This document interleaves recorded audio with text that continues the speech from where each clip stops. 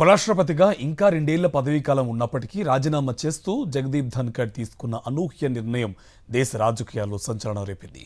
ఈ వ్యవహారంపై అధికార కూటమి నేతలు మౌనం వహించగా విపక్షాలు పలు ప్రశ్నలు సంధిస్తున్నాయి.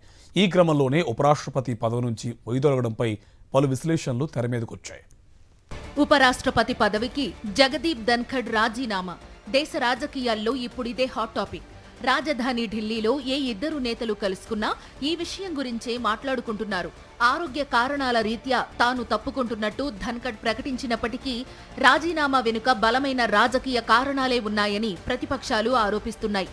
ఫేర్వెల్ స్పీచ్, ఈవెంట్ లేకుండానే ఆయన నిష్క్రమించడం పలు కోణాల్లో చర్చకు కారణమైంది. రాజ్యసభ చైర్మన్ గా ధన్కడ్ తీరును కాంగ్రెస్ సహా విపక్ష కూటమి తీవ్రస్థాయిలో వ్యతిరేకించింది. ఏకపక్షంగా వ్యవహరిస్తున్నారంటూ ఆయనపై అవిశ్వాస తీర్మానం ప్రవేశపెట్టింది. అలాంటిది ధన్కడ్ రాజీనామా వార్త విపక్షానికి పెద్ద షాకే ఇచ్చింది. ఏదో జరిగింది, లోతైన కారణాలే ఉన్నాయంటూ కుట్ర కోణాలు తెరపైకి తెస్తున్నారు కాంగ్రెస్ నేతలు.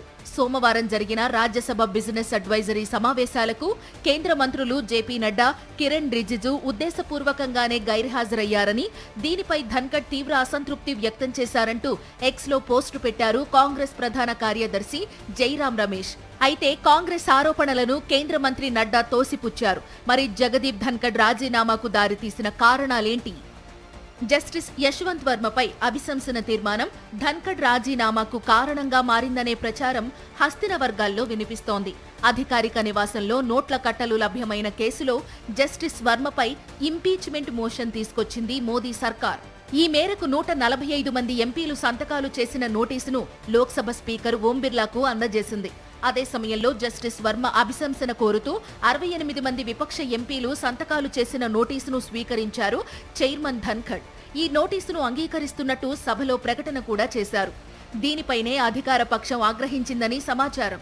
విపక్షాల నోటీసును ధన్కడ్ అంగీకరించడాన్ని తొందరపాటు చర్యగా అధికార పార్టీ భావించిందంటున్నారు.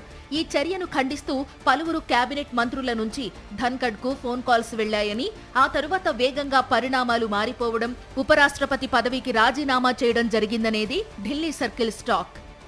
జగదీప్ ధన్కడ్ రాజీనామాను రాష్ట్రపతి ద్రౌపది ముర్ము ఆమోదించారు. ఈ మేరకు కేంద్ర హోంశాఖ గెజిట్ నోటిఫికేషన్ కూడా రిలీజ్ చేసింది. అప్పటి వరకు అధికార పక్షం నుంచి ఈ అంశంపై ఎలాంటి ప్రకటన రాలేదు. ధన్కడ్ రాజీనామా ఆమోదం తర్వాత ప్రధాని మోదీ ఎక్స్లో పోస్టు పెట్టారు. ఉపరాష్ట్రపతి సహా అనేక కీలక పదవుల ద్వారా దేశానికి సేవ చేసే అవకాశం ధన్కడ్కు లభించిందన్న మోదీ ఆయన ఆయురారోగ్యాలతో ఉండాలని ఆకాంక్షించారు. జగదీప్ ధన్కడ్ రాజీనామాతో ఖాళీ అయిన ఉపరాష్ట్రపతి పదవికి 6 నెలల్లోపు కేంద్ర ఎన్నికల సంఘం ఎలక్షన్ నిర్వహించాల్సి ఉంటుంది. బీహార్ సీఎం నితీష్ కుమార్ సహా పలువురి పేర్లు రేసులో వినిపిస్తున్నాయి.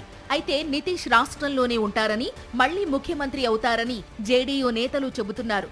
రాజ్యసభ డిప్యూటీ చైర్మన్ హరివంశ్ నారాయణ్కే ప్రమోషన్ దక్కొచ్చన్న ప్రచారమూ జరుగుతోంది. ఆయన కూడా బీహార్కు చెందినవారే. జేడీయూ నాయకుడు. అటు నితీష్, ఇటు మోదీ షాలతో మంచి సంబంధాలే ఉన్నాయి. వచ్చే ఏడాది సెప్టెంబర్ వరకు డిప్యూటీ చైర్మన్ పదవీకాలం ఉంది. భారత ప్రజాస్వామ్య చరిత్రలో పదవీకాలం ముగియకుండా రాజీనామా చేసిన 3వ వైస్ ప్రెసిడెంట్గా నిలిచారు జగదీప్ ధన్కడ్. అంతకుముందు 1969లో వివి గిరి రాష్ట్రపతి ఎన్నికల్లో పోటీ చేసేందుకు రాజీనామా చేశారు. 1987లో ఆర్ వెంకటరామన్ రాష్ట్రపతిగా ఎన్నికైన తరువాత రాజీనామా చేశారు. కృష్ణకాంత్ పదవిలో ఉండగా కన్నుమూసిన ఏకైక ఉపరాష్ట్రపతి.